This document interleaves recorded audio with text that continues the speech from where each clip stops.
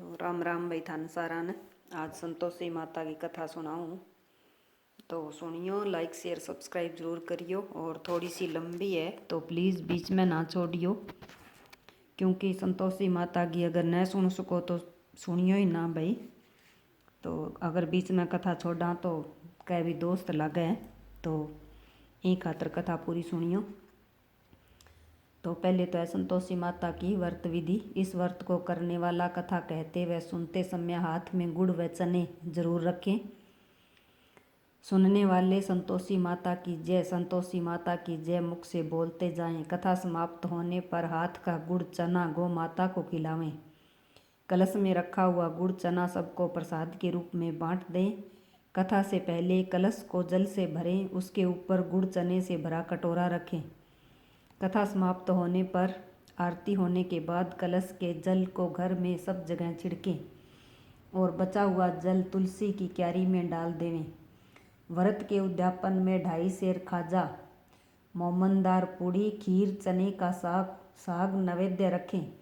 घी का दीपक जलाकर संतोषी माता की जय जयकार बोलकर नारियल फोड़ें।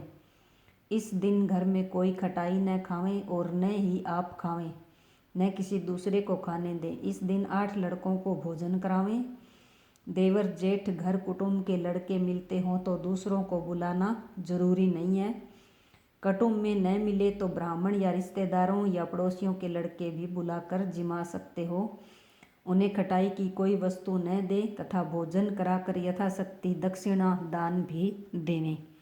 और कथा इस प्रकार है, तो सुनो। एक बुढ़िया थी और उसके 7 पुत्र थे। 6 कमाने वाले थे, एक निकम्मा था। बुढ़िया माँ 6 पुत्रों की रसोई बनाती, भोजन कराती और पीछे से जो कुछ बचता वो 7वें को दे देती, परंतु वह बड़ा भोला भाला था, मन में कुछ विचार न करता था।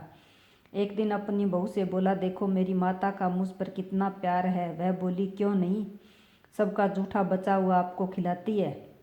वह बोला, भला ऐसा भी कहीं हो सकता है, मैं जब तक आंखों से न देखूं मान नहीं सकता। बहू ने हंस कर कहा, तुम देख लोगे तब तो मानोगे। कुछ दिन बाद बड़ा त्योहार आया। घर में 7 प्रकार के भोजन और चूरमा के लड्डू बने। यह जांचने को सिर दर्द का बहाना कर पतला कपड़ा सिर पर ओढ़कर रसोई घर में सो गया और कपड़े में से सब देखता रहा। 6 भाई भोजन करने आए। उसने देखा माँ ने उनके लिए सुंदर सुंदर आसन बिछाए, 7 प्रकार की रसोइयाँ परोसी। वह आग्रह करके जिमाती है। वह देखता रहा। 6 भाई भोजन कर उठे तब माता ने उनकी जूठी थालियों में से लड्डुओं के टुकड़ों को उठाया और एक लड्डू बनाया। जूठन साफ कर बुढ़िया माँ ने पुकारा, उठो बेटा, 6 भाई भोजन कर गए, अब तू भी कर ले, उठ, न कब खाएगा। वह कहने लगी। इस पर बेटा कहने लगा, माँ मुझे भोजन नहीं करना, मैं परदेश जा रहा हूँ। माता ने कहा, कल जाता हो, आज ही जा। वह बोला, हाँ हाँ आज ही जा रहा हूँ। यह देखकर वह घर से निकल दिया। चलते समय बहू की याद आई। वह गौशाला में उपले थाप रही थी। वहीं जाकर उससे बोला, हम जावें परदेश को, आवेंगे कुछ काल, तुम रहियो संतोष से धर्म अपनो पाल। वह बोली, जाओ पिया आनंद से, हमारी सोच हटाए, राम भरोसे हम रहें, ईश्वर तुम्हें सहाय। देऊं निशानी आपनी, देख धरूं मैं धीर, सुधी हमरी मति विसारियो, रखियो मन में गंभीर। तो वह बोला, मेरे पास तो कुछ नहीं है, यह अंगूठी है, सो ले और अपनी कुछ निशानी मुझे दे। वह बोली, मेरे पास क्या है, यह गोबर भरा हाथ है। यह कहकर उसकी पीठ में गोबर के हाथ की थाप मार दी। वह चल दिया। चलते चलते दूर देश में पहुंचा। वहाँ पर एक साहूकार की दुकान थी। वहाँ जाकर कहने लगा, भाई मुझे नौकरी पर रख लो। साहूकार को जरूरत थी। बोला, रह जा। लड़के ने पूछा, तनख्वाह क्या दोगे? साहूकार ने कहा, काम देखकर दाम मिलेंगे। साहूकार की नौकरी मिली। वह सवेरे 7 बजे से रात तक नौकरी बजाने लगा। कुछ दिनों में दुकान का सारा लेन देन, हिसाब किताब, ग्राहक और माल बेचना सारा काम करने लगा। साहूकार के 7-8 नौकर थे। वे सब चक्कर खाने लगे कि यह तो बहुत होशियार बन गया। सेठ ने भी काम देखा और 3 महीने में उसे आधे मुनाफे का साझीदार बना लिया। वह 12 वर्ष में ही नामी सेठ बन गया और मालिक सारा कारोबार उस पर छोड़कर बाहर जाने लगा। अब बहू पर क्या बीती सो सुनो। सास ससुर उसे दुख देने लगे, सारी गृहस्थी का काम करा के उसे लकड़ी लेने जंगल में भेजते। इस बीच घर की रोटियों के आटे से जो भूसी निकलती थी, घर की रोटियों के आटे से जो भूसी निकलती थी उसकी रोटी बनाकर रख दी जाती और फूटे नारियल के खोपरे में पानी। इस तरह बीतते रहे उसके दिन। एक दिन वह लकड़ी लेने जा रही थी कि रास्ते में बहुत सी स्त्रियां संतोषी माता का व्रत करती दिखाई दी। वह वहां खड़ी हो कथा सुनकर बोली, बहनों, यह तुम किस देवता का व्रत करती हो और इसके करने से क्या फल मिलता है? इस व्रत के करने की विधि क्या है? यदि तुम अपने व्रत का विधान मुझे समझाकर कहोगी तो मैं तुम्हारा एहसान मानूंगी।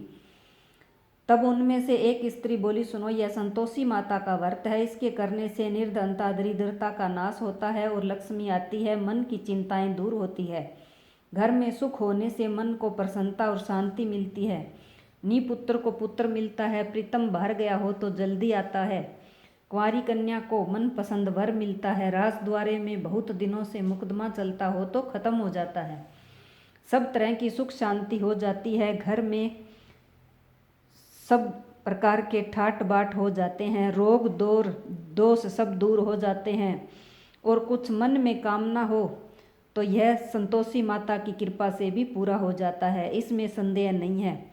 वह पूछने लगी, यह व्रत कैसे किया जाता है? वह भी कृपा करके बताओ। स्त्रियां कहने लगी, 1.25 रुपये का गुड़ चना लेना, इच्छा हो तो 5.25 रुपये का ले लेना, अपनी आशा के अनुसार लेना, परेशानी श्रद्धा और प्रेम से जितना बन सके सवाया लेना, 1.25 रुपये से 5.25 रुपये तथा इससे भी ज़्यादा शक्ति के अनुसार ले लेना। हर शुक्रवार को निराहार रह कथा कहना सुनना, इसके बीच क्रम टूटे नहीं, लगातार नियम पालन करना। सुनने वाला कोई न मिले तो घी का दीपक जला उसके आगे जल के पात्र को रख कथा कहना, परंतु नियम न टूटे जब तक कार्य सिद्ध न हो। नियम पालन करना और कार्य सिद्ध हो जाने पर ही व्रत का उद्यापन करना। 3 मास में नहीं तो 1 वर्ष में माता अवश्य कार्य को सिद्ध करेगी। कार्य सिद्ध होने पर ही उद्यापन करना चाहिए। उद्यापन में 2.5 सेर आटे का खाजा तथा इसी परिणाम से खीर तथा चने का साग बनाना, 8 लड़कों को भोजन कराना, जहाँ तक मिले देवर जेठ घर के सभी परिवार के ही लड़के बुलाना और यथाशक्ति दान दक्षिणा दे देना। याद रहे कि उस दिन कोई घर में खटाई न खाए। यह सुनकर बुढ़िया के लड़के की बहू चल दी, रास्ते में लकड़ी के बोझ को बेच दिया और उन पैसों से गुड़ चना ले माता के व्रत की तैयारी कर आगे चली और सामने मंदिर देख पूछने लगी, यह मंदिर किसका है? सब कहने लगे, संतोषी माता का मंदिर है। यह सुन माता के मंदिर में जा माता के चरणों में लौटने लगी, दीन होकर विनती करने लगी, माँ, मैं निपट मूर्ख हूँ, व्रत के नियम नहीं जानती, मैं बहुत दुखी हूँ। हे माता जग जननी, मेरा दुख दूर करो, मैं तेरी शरण में हूँ। माता को दया आ गई। एक शुक्रवार बीता कि दूसरे शुक्रवार को ही इसके पति का पत्र आया कि तीसरे को उसका भेजा हुआ पैसा भी आ पहुँचा। यह देख जेठानी मुँह सिकोड़ने लगी, इतने दिनों में पैसा आया, इसमें क्या बड़ाई है? लड़के ताने देने लगे, काकी के पास अब पत्र आने लगे, रुपया आने लगा, अब तो काकी की खातिर बढ़ेगी, अब तो काकी बुलाने से भी नहीं बोलेगी। इस तरह से ताने देने लगे। बेचारी सबसे कहती, भैया पत्र आवे रुपया आवे तो हम सब के लिए अच्छा है। ऐसा कहकर आंखों में आंसू भरकर संतोषी माता के मंदिर में माँ मातेश्वरी के चरणों में गिरकर रोने लगी। माँ, मैंने तुमसे पैसा नहीं मांगा, मुझे पैसे से क्या काम, मुझे तो अपने सुहाग से काम है, मैं तो अपने स्वामी के दर्शन और सेवा मांगती हूँ। तब माता ने प्रसन्न होकर कहा, जा बेटी, तेरा स्वामी आएगा। यह सुन खुशी से बावली हो घर में जा काम करने लगी। अब संतोषी माँ विचार करने लगी, इस भोली पुत्री से मैंने कह तो दिया तेरा पति आवेगा, पर आवेगा कहाँ से? वह तो स्वप्न में भी इसे याद नहीं करता, उसे याद दिलाने मुझे जाना पड़ेगा। इस तरह माता बुढ़िया के बेटे के पास जा स्वप्न में प्रकट हो कहने लगी, साहूकार के बेटे, सोता है या जागता है? वह बोला, माता, सोता भी नहीं हूँ, जागता भी नहीं हूँ, बीच में ही हूँ, कहो क्या आज्ञा है? माँ कहने लगी, तेरा घर बार कुछ है या नहीं? वह बोला, मेरा सब कुछ है माता, माँ बाप भाई बहन बहू, क्या कमी है? माँ बोली, भोले पुत्र, तेरी स्त्री घोर कष्ट उठा रही है। तेरे माँ बाप उसे दुख दे रहे हैं, वह तेरे लिए तरस रही है, तुम उसकी सुधि ले। वह बोला, हाँ माता, यह तो मुझे मालूम ही नहीं, परंतु मैं जाऊं तो जाऊं कैसे? परदेश की बात है, लेन देन का कोई हिसाब नहीं, कोई जाने का रास्ता नजर नहीं आता, कैसे चला जाऊं? माँ कहने लगी, मेरी बात मान, सवेरे नहा धोकर संतोषी माता का नाम ले, घी का दीपक जला, दंडवत प्रणाम कर दुकान पर बैठना। देखते देखते तेरा लेन देन सब चूक जाएगा, जमा माल बिक जाएगा, सांझ होते होते धन का ढेर लग जाएगा। सवेरे बहुत जल्दी उठ। उसने लोगों से अपने सपने की बात कही तो सब उसकी बात अनसुनी कर दिल लगी उड़ाने लगे। सभी कहने लगे, सपने सच होते हैं क्या? एक बूढ़ा बोला, देख भाई, मेरी बात मान, इस प्रकार साथ झूठ करने के बदले देवता ने जैसा कहा है वैसा ही कर, तेरा क्या जाता है? वह बूढ़े की बात मान स्नान कर संतोषी माता को दंडवत प्रणाम कर घी का दीपक जलाकर दुकान पर बैठ गया। थोड़ी देर में वह देखता है कि सामानों के खरीदार नगद दाम में सौदा करने लगे। शाम तक धन का ढेर लग गया। माता का चमत्कार देख प्रसन्न हो माता का नाम लेकर घर जाने के लिए गहने कपड़े खरीदने लगा। वहां के काम से निपट कर घर को रवाना हुआ। वहां बहू बेचारी जंगल में लकड़ी लेने जाती है, लौटते वक्त माँ के मंदिर पर विश्राम करती है। वह तो उसका रोजाना रुकने का स्थान था। दूर से धूल उड़ती देख वह माता से पूछती है, हे माता, यह धूल कैसी उड़ रही है? माँ कहती है, हे पुत्री, तेरा पति आ रहा है, अब तू ऐसा कर, लकड़ियों के 3 बोझ बना ले, एक नदी किनारे रख, दूसरा मेरे मंदिर पर और तीसरा अपने सिर पर रख। तेरे पति को लकड़ी का गट्ठर देखकर मोह पैदा होगा, वह वहाँ रुकेगा, नाश्ता पानी बनाकर माँ से मिलने जाएगा। तब तू लकड़ियों का बोझ उठाकर घर आना और बीच चौक में गट्ठर डालकर 3 आवाज़ें जोर से लगाना, लो सासू जी, लकड़ियों का गट्ठा लो, भूसी की रोटी दो और नारियल के खोपरे में पानी दो, आज कौन मेहमान आया है? माता की बात सुन बहू बहुत अच्छा माता कहकर प्रसन्न हो लकड़ियों के 3 गट्ठे ले आई। एक नदी तट पर, एक माता के मंदिर पर रखा। इतने में ही एक मुसाफिर आ पहुंचा।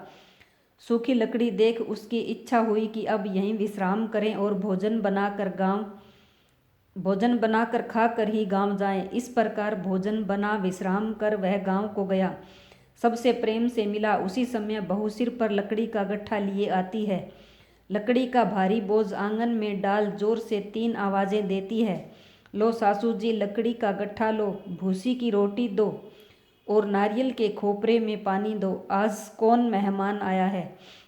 यह सुनकर सास बाहर आ अपने दिए हुए कष्टों को भुलाते हुए कहती है, बहू ऐसा क्यों कहती है? तेरा मालिक ही तो आया है, आ बैठ, मीठा भात खा, भोजन कर, कपड़े गहने पहन। इतने में आवाज़ सुन उसका स्वामी बाहर आता है और अंगूठी देख व्याकुल हो माँ से पूछता है, माँ यह कौन है?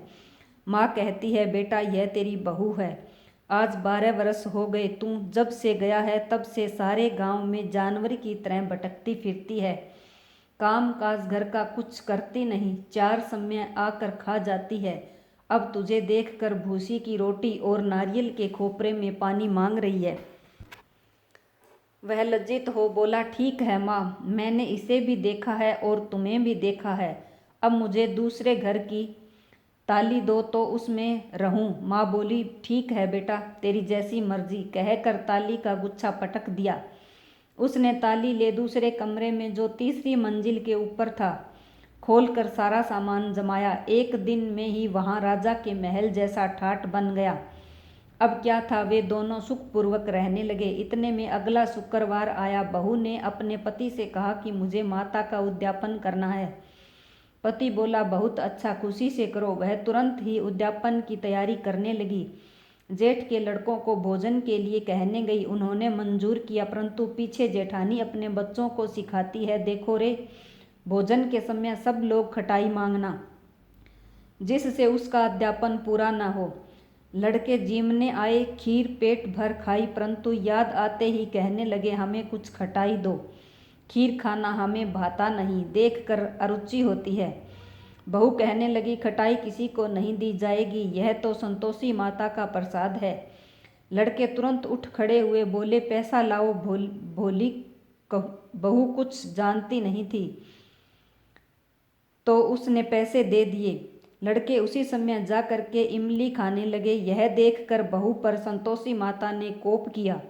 राजा के दूत उसके पति को पकड़कर ले गए। जेठ जेठानी मनमाने खोटे वचन कहने लगे।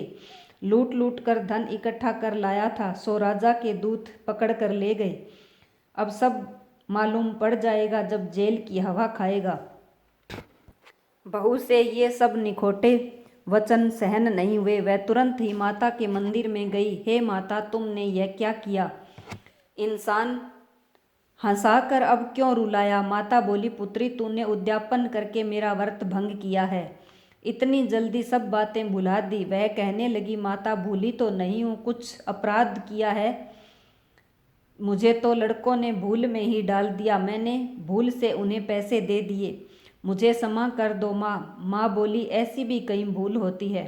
वह बोली, माँ, मुझे माफ़ कर दो, मैं फिर तुम्हारा उद्यापन करूँगी। माँ बोली, अब भूल मत करना। वह बोली, अब नहीं होगी। माँ, अब बतलाओ वह कैसे आवेंगे? माँ बोली, जा पुत्री, तेरा पति तुझे रास्ते में ही आता मिलेगा। वह घर को चली। राह में पति आता मिला। उसने पूछा, तुम कहाँ गए थे? तब वह कहने लगा, इतना धन कमाया है, उसका टैक्स राजा ने मांगा था, वह भरने गया था।